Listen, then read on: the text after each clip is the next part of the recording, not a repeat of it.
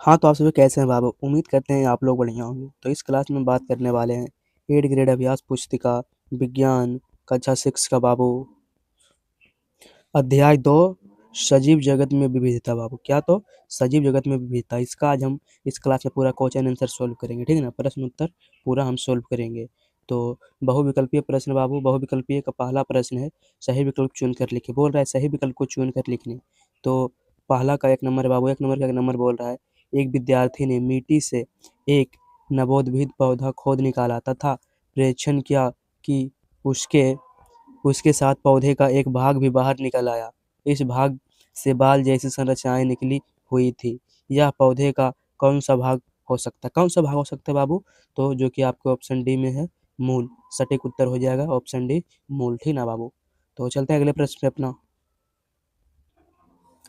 अगला प्रश्न है बाबू दूसरा 1 का 2 नंबर बाबू। इसमें पत्ती दिया गया, ठीक ना? ये पत्ती दिया गया बाबू। प्रश्न में बोल रहा है दिए गए चित्र में पीपल के पत्ते को दर्शाया गया है। पत्ते के शीर्ष विन्यास के बारे में क्या निष्कर्ष निकाला जा सकता है बाबू? ये जो चीखा ऐसे ऐसा पड़ा हुआ है बाबू, इसके बारे में बोल रहा है। इसका क्या निष्कर्षण निकाला जा सकता है? तो बाबू आपका ये हो जाएगा बाबू। ऊपर कर लेते हैं पहले बाबू, आपको थोड़ा क्वेश्चन देखने में कठिनाई हो रही होगी। तो आपका बाबू सटीक उत्तर हो जाएगा ऑप्शन सी। जलीय कारूपी सिरा विन्यास क्यों प्राप्त डिजाइन में जाली जैसी सिराएं दिखाई दे रही है, ठीक है ना बाबू? जो कि आपके ऑप्शन सी में है। आपका यही सटीक उत्तर है बाबू, ठीक है ना? चलते हैं अगले प्रश्न पे अपना। अगला प्रश्न है बाबू प्रश्न नंबर 3 1 का 3 है बाबू, ठीक ना? विद्यार्थी नीचे तालिका में सूचीबद्ध विभिन्न पौधे का परीक्षण करता है। क्या करते हैं बाबू? क्या बड़ा प्रश्न, पहले आप प्रश्न को समझिए बाबू। विद्यार्थी नीचे तालिका में सूचीबद्ध विभिन्न पौधे को परीक्षण करता है। क्या करता है? तो पहला है पीपल, आम, नीम, केला, घास, ठीक ना बाबू? इतना है। उसके बाद क्या बोल रहा है? विद्यार्थी ने इनमें से किन पौधे को समांतर शिराविन्यास देखा है? बाबू बोल रहा है किसमें शिराविन्यास विद्यार्थी ने देखा है? तो बाबू आप देखे होंगे बाबू केला और घास में, ठीक ना? केला और घास में बाबू, जो कि आपके ऑप्शन डी में है, ठीक ना? चलते हैं इसी प्रकार अपने अगले प्रश्न पे। अगला प्रश्न बाबू प्रश्न नंबर 4। प्रश्न नंबर 4 बोल रहे हैं बाबू निम्नलिखित में से कौन सा विकल्प जड़ों के नाम का वर्णन करता है जिन्हें क, ख, ग के रूप में नामांकित किया गया है बाबू? बोल रहा है बाबू निम्नलिखित में कौन सा विकल्प जड़ों के नाम का वर्णन करता है जिन्हें क, ख, ग के रूप में नामांकित किया गया बाबू? तो ये देखिए आपको बाबू क, ख और यहाँ से बाबू आपका ग दिखा रहा है, ठीक ना? तो को कहते हैं बाबू मूसला जड़, ठीक ना? इसको कहते हैं मूसला जड़, ठीक ना?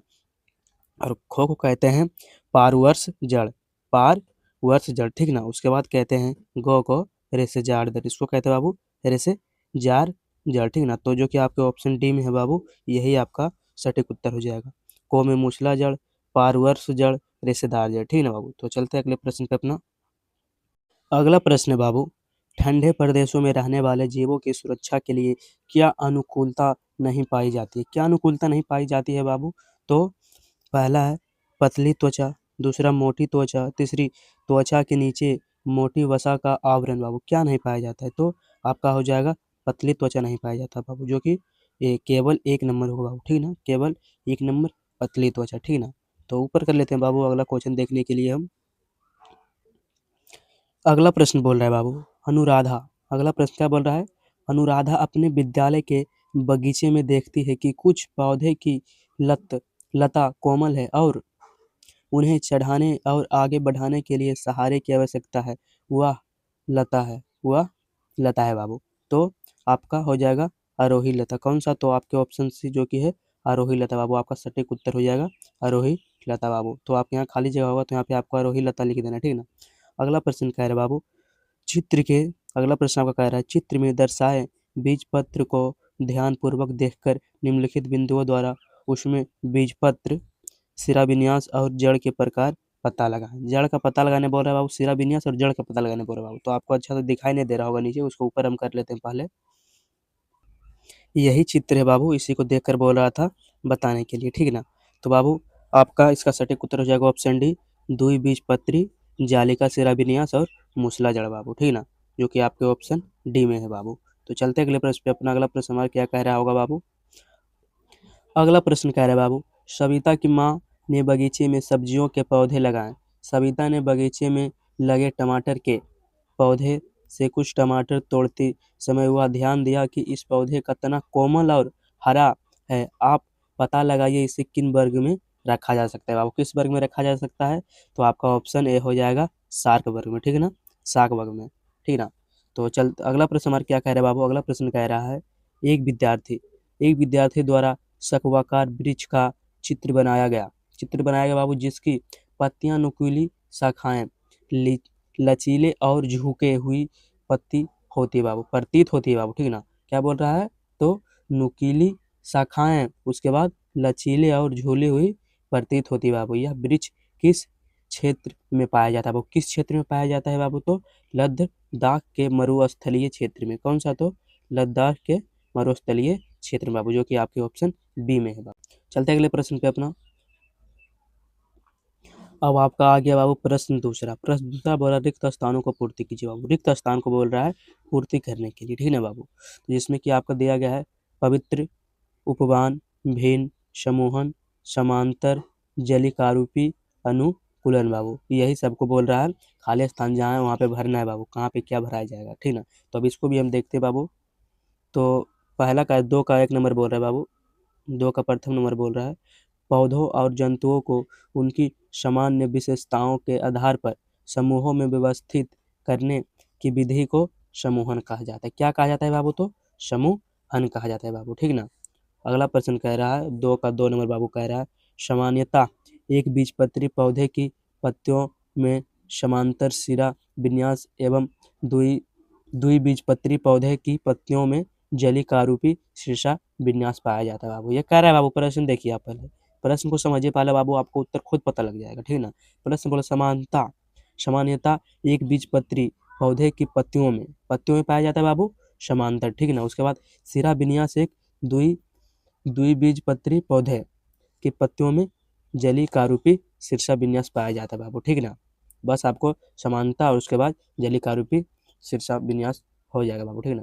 उसके बाद आपका 2 का तीसरा प्रश्न बाबू, 2 का तीसरा प्रश्न है विभिन्न क्षेत्रों की जैव विविधता भिन्न पर्यावरणीय परिस्थितियों के कारण एक दूसरे से क्या होते हैं बाबू? तो भिन्न होते हैं। क्या होते हैं? तो भिन्न होते हैं बाबू। बोल रहा है पवित्र उपवन का संरक्षण स्थलीय समुदाय द्वारा किया जाता है और किसी को भी किसी जीव जंतु पेड़ या क्षेत्र को क्षति पहुंचाने की अनुमति नहीं है बाबू। किसका? तो पवित्र अपवान का संरक्षण, ठीक ना। पवित्र अपवान ऊपर कर लेते हैं बाबू। 2 का 5 नंबर प्रश्न बोल रहा है बाबू पौधे एवं जंतुओं को किसी विशेष स्थान पर जीवित रहने के लिए सक्षम बनाने वाली विशिष्ट विशेषता कहलाती है। क्या कहलाती है विशिष्ट विशेषता बाबू? तो अनुकूलन कहलाती है। क्या कहलाती है? अनुकूलन बाबू, ठीक है ना। तो अब आगे बढ़ते हैं हम। अब हमारा आगे आ गया बाबू अति लघु उत्तरीय प्रश्न। कौन सा? तो अति लघु उत्तरीय प्रश्न बाबू, अति लघु उत्तरीय प्रश्न। तो प्रश्न नंबर 3 बोल रहा है वो, प्रश्न नंबर 3 बोल रहा है कठोरता के आधार पर पौधे को कितने वर्गों में बांटा गया है? उनके 2 उदाहरणों के द्वारा समझाए बाबू। बोल रहा है कठोरता के आधार पर पौधे को कितने वर्गों में बांटा गया, उसको 2 उदाहरण के साथ समझाएं बाबू। तो आपको उत्तर में लिखना है बाबू कठोरता के आधार पर पौधे को 3 वर्गों में बांटा गया है। कठोरता का आधार पर बाबू बोल रहा है, आधार पर पौधे को 3 भागों में बांटा गया है बाबू, ठीक ना। आधार यहाँ पे बाबू, आधार पर आपको ये आपको गलत लिखा गया, यहाँ पे लिखना है आपको कठोरता का आधार पर। क्या है? कठोरता का आधार पर पौधे को 3 वर्गों में बांटा गया है। पहला बाबू शाक, उसके बाद शाक में हो जाएगा बाबू धनिया पालक, और दूसरा झाली, ठीक ना। झाली में हो जाएगा गुलाब और मेहंदी बाबू, ठीक ना। झाड़ी गुलाब मेहंदी। उसके बाद तीसरा हो जाएगा वृक्ष में आपका आम और नीम, ठीक ना बाबू। बस आपका यही सटीक उत्तर होगा, आपको बस इतना लिख देना बाबू, ठीक ना। तो चलते हैं अगले प्रश्न पे अपना। अगला प्रश्न है बाबू प्रश्न नंबर 4, ठीक है ना। प्रश्न नंबर 4 बोल रहे दिए गए फ्लो चार्ट में क और ख के कौन कौन से उदाहरण हो सकते हैं? कौन कौन से उदाहरण हो सकते हैं बाबू? बोल रहा है बाबू पौधा, ठीक है ना। क्या? पौधा। क्या इसमें पत्तियां हैं? बोल रहे बाबू क्या इसमें पत्तियां हैं? उसके बाद बाबू आपका शिरा विन्यास आपको बाबू बस देखना है क और ख, ठीक ना। क और ख देखना है बाबू, ठीक ना। तो उसके बाद है समांतर, ठीक ना, समांतर। तो समांतर उसके बाद बाबू इधर क में समांतर बाबू, उसके ख में जालिका रूपी है, ख में जालिका रूपी है। उसके बाद क में है बाबू एक बीजपत्री, क्या एक बीजपत्री, ख में है द्विबीजपत्री उसके बाद को में है रेशेदार जड़, कौन सा तो रेशेदार जड़, खो में है मूसला जड़, खो में मूसला जड़ बाबू। उसके बाद ऊपर कर लेते हैं, उदाहरण में है बाबू घास और फिर गाजर बाबू।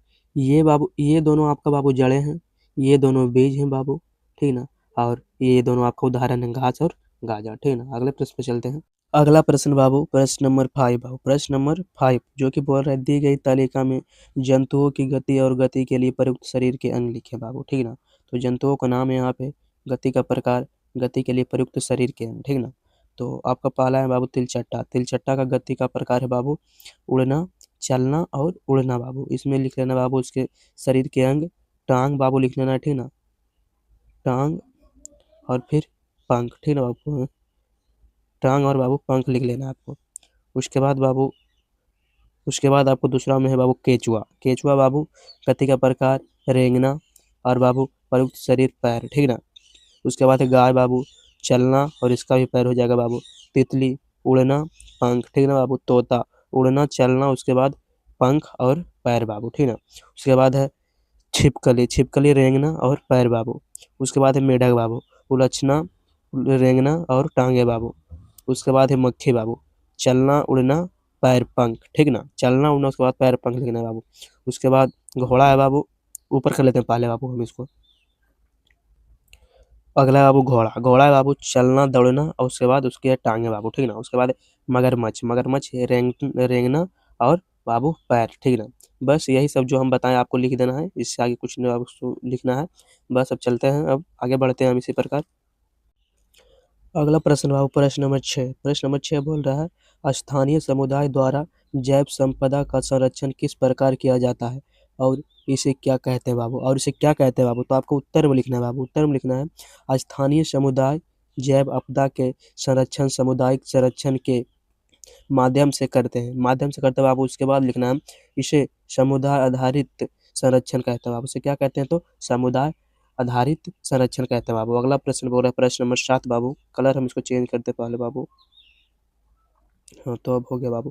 प्रश्न नंबर 7 बोल रहा है बाबू पर्वतीय एवं मरुस्थलीय क्षेत्र के पेड़ पौधे एवं जंतुओं में विविधता देखने को मिलती है, इस विविधता को क्या कहते हैं, परिभाषित कीजिए बाबू। और इस विविधता को क्या कहते हैं परिभाषा करने वाला बाबू। तो आपको उत्तर में लिखना है बाबू पर्वतीय और मरुस्थलीय क्षेत्र के पेड़ पौधे एवं जंतुओं में जो विविधता पाई जाती है उसे जैव विविधता कहते हैं बाबू। क्या कहते हैं तो उसे जैव विविधता कहते हैं बाबू, ठीक है ना। इसी प्रकार चलते हैं अगले प्रश्न, अपना प्रश्न नंबर 8 पे, ठीक है, ऊपर कर लेते हैं बाबू। अगला प्रश्न है बाबू प्रश्न नंबर 8। प्रश्न नंबर 8 क्या बोल रहा है एक जालिका रूपी शिलान्यास और एक समांतर शिलान्यास दर्शाए हुए है, एक एक पत्ती का चित्र बनाए बाबू। बोल रहा है एक एक पत्ती का चित्र बनाने बाबू, ठीक है ना। तो बाबू इसमें आपको पीपल का बना लेना है, इसमें पीपल का पत्ते बना लेना है बाबू, और इसमें मक्का का, ठीक है, इसमें मक्का का पत्ते बना लेना है बाबू, ठीक है ना। तो चलते हैं अगले प्रश्न, हमारा क्या कह रहा है अगला प्रश्न पे। प्रश्न नंबर 9 बोल रहा है बाबू, प्रश्न नंबर 9 बोल रहा है बत्तख बत्तख के पंजों में कौन सी विशेष संरचना पाई जाती है और वह किस कार्य में सहायक है बाबू, किस कार्य में सहायक है बाबू बोल रहा है। तो आपको उत्तर में लिखना है बाबू बस बत्तख के पैरों में जालीदार संरचना पाए जाते हैं जिससे वह पानी में आसानी से चल सकती है बाबू। बस इतना ही आपको लिखना है। उसके बाद आपको प्रश्न नंबर 10 आता है बाबू। प्रश्न नंबर 10 बोल रहा है दिनेश अपने मित्र सुरेश से तर्क करता है कि गर्म मरुस्थलीय में रहने वाला ऊँट बिना जल पिए कई दिनों तक जीवित रह सकता है, क्यों। तो सुरेश द्वारा उसके स्पष्टीकरण के लिए कौन कौन से उत्तर दिए हैं, कौन कौन से उत्तर दिए हैं बाबू। तो आपको उत्तर में लिखना है बाबू, बस इतना लिखना है आपको। क्या लिखना है तो देखिए गर्म मरुस्थलीय में रहने वाले ऊँट के कुबड़ में वसा जमा होती है बाबू। क्या जमा होती है तो वसा जमा होती है जिसे ऊँट पानी और ऊर्जा के बदल कर भोजन के रूप में उपयोग करते हैं बाबू, ठीक है ना। यही ऊँट करता है बाबू जिसे पानी और ऊर्जा के में बदल कर भोजन के रूप में उपयोग करता है बाबू। कौन तो ऊँट उपयोग करता है, ठीक है ना। तो इसी प्रकार चलते हैं अपने अगले प्रश्न पे। तो अब है बाबू प्रश्न नंबर 11। प्रश्न नंबर 11 क्या कह रहा है, कह रहा है बाबू नीलगिरी के बुरांश और सिक्किम सिक्किम के बुरांश में पौधे वातावरण में जीवित रहते हैं, रहने के लिए किस प्रकार अनुकूलित है समझाइए बाबू। बोल रहा है नीलगिरी के बुरांश और सिक्किम के बुरांश में पौधे वातावरण में जीवित रहने के लिए किस प्रकार अनुकूलित है, समझाइए बाबू, बोल रहे समझाने के लिए, ठीक है ना। तो आपको उत्तर में बस लिखना है बाबू, नीलगिरी के बुरांश शंकु आकार के होते हैं बाबू, ठीक है ना। कौन से आकार के? तो शंकु आकार के होते हैं, जो बर्फबारी और तेज हवाओं में जीवित रहते हैं बाबू। कहाँ जीवित रहते हैं? तो बर्फबारी और तेज हवाओं में, ठीक है ना। उसके बाद लिखना है बाबू, और सिक्किम के बुरांश में मोटी छाल होती है जो ठंडी जलवायु को जीवित रखती है बाबू। तो सिक्किम के क्या होता है बाबू बुरांश में? तो मोटी छाल होते हैं जो ठंडी जलवायु में जीवित रहते हैं बाबू, ठीक है ना। बस आपको यही आपका सटीक उत्तर हो जाएगा। चलते हैं इसी प्रकार अगले प्रश्न को हम देखते हैं बाबू। अब हमारा आ गया बाबू लघु उत्तरीय प्रश्न। लघु उत्तरीय प्रश्न प्रश्न नंबर 12 बाबू, ठीक है ना। प्रश्न नंबर 12। तो अगर यदि आप हमारे चैनल पर नए हैं बाबू तो चैनल को सब्सक्राइब कर लीजिए बाबू, और वीडियो को लाइक कीजिए बाबू, ठीक है ना। वीडियो को लाइक कीजिए बाबू। तो प्रश्न नंबर 12 देखते हैं बाबू क्या कह रहा है। चित्र में दिए गए पत्तों में दिख रहे बारीक रेखाएं क्या दर्शा रही है? क्या सभी पत्तों में एक समान रेखाएं दिखती है बाबू? क्या बोल रहे सभी में एक समान रेखाएं दिखती है बाबू?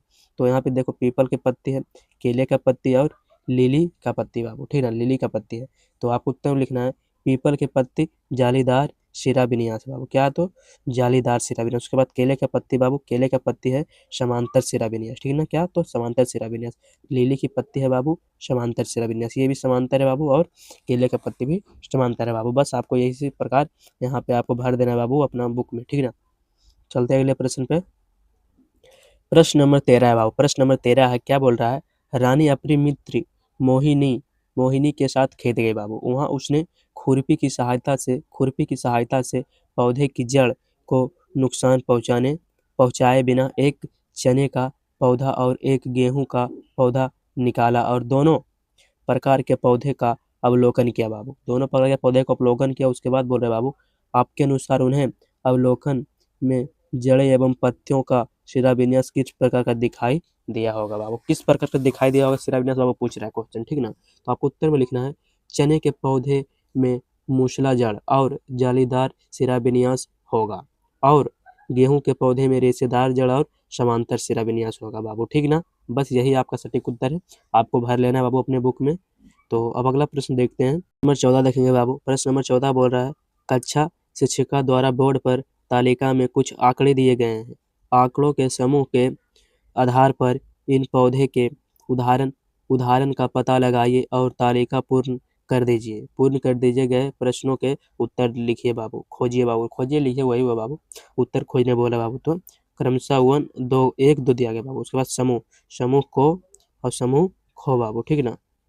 समूह को बीज का प्रकार बाबू द्वि बीजपत्री, एक बीजपत्री, ठीक है ना। उसके बाद जड़ का प्रकार मूसला जड़ और झखजड़ा झखजड़ा जड़ बाबू, ठीक है ना।